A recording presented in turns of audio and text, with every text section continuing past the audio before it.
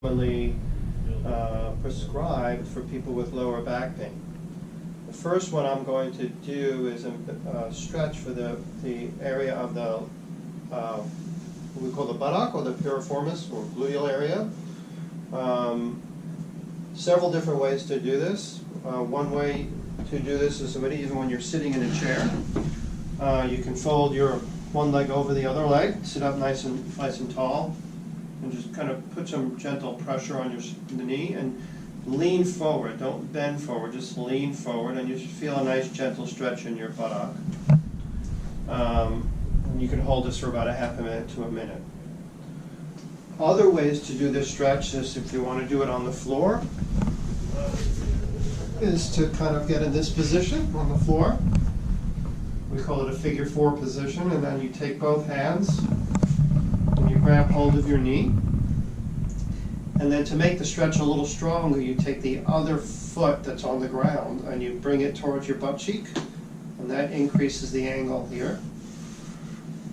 And kind of a little tighter, and then you pull the knee towards your opposite shoulder, so you're kind of coming across this way. And then again, you should feel the stretch kind of in here. Again, holding it for half a minute to a minute. So that's two different ways. A third way I teach this exercise is to use a table where you put your leg up on the table.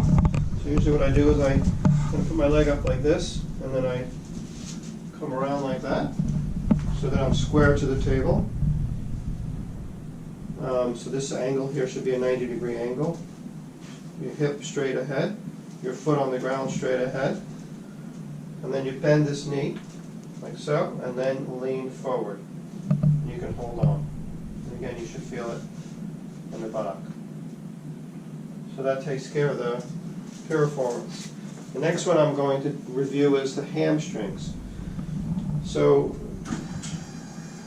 if the hamstrings are very, very tight, you might want to have a surface that's kind of low, and sometimes I'll tell people, use this on a staircase in your home. You put your leg up, maybe on a step.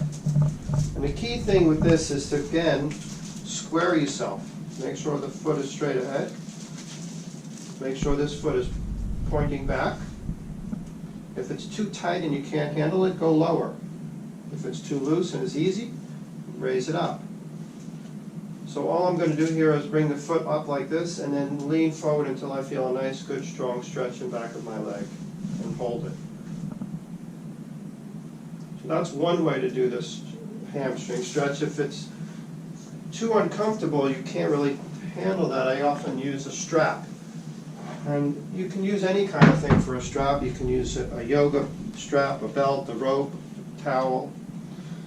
And what I'll do is just put it around your foot like so.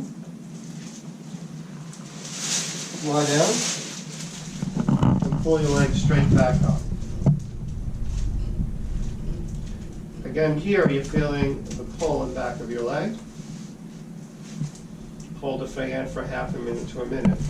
And usually when I'm in this position, I like to teach another stretch, and that's to kind of come across midline.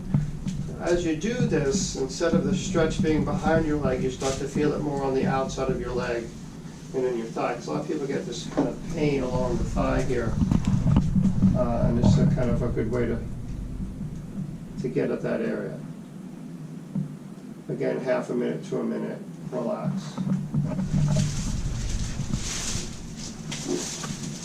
And the third area to stretch is really what is called the hip flexor, or in the groin here. So I'm going to start with the more difficult one to do, which is on the ground. I'm going to put this pillow on the ground so it doesn't hurt my knee.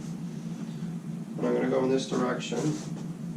So you're going to put your knee down right in the middle of a soft pillow or something like that.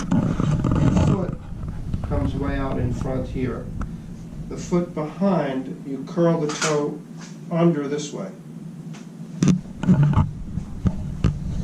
The spine needs to be straight here. So I don't want anybody kind of going this way, right? So what you're going to do is only roll your pelvis underneath. So it's kind of like this.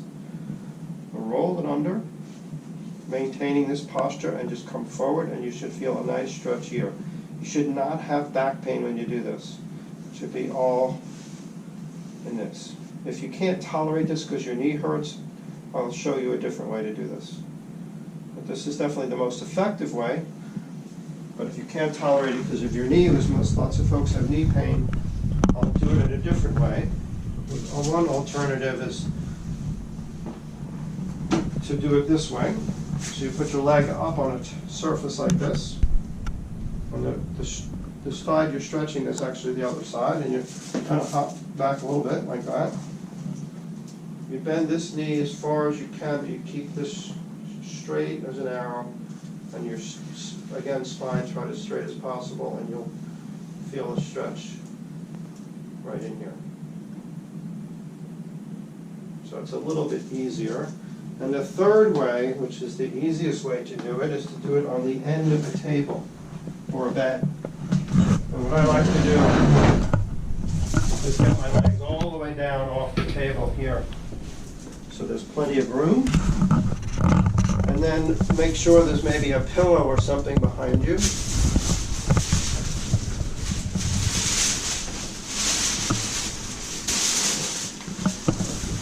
You're going to just pull this knee into your chest and roll backwards. And what happens when you do that, it's the other leg you're stretching. And you'll notice I'm purposely hanging it up in the air, not because I need to, but because to demonstrate, if this muscle's really tight, it won't be able to fall down. But eventually what will happen is it'll kind of give way and fall down.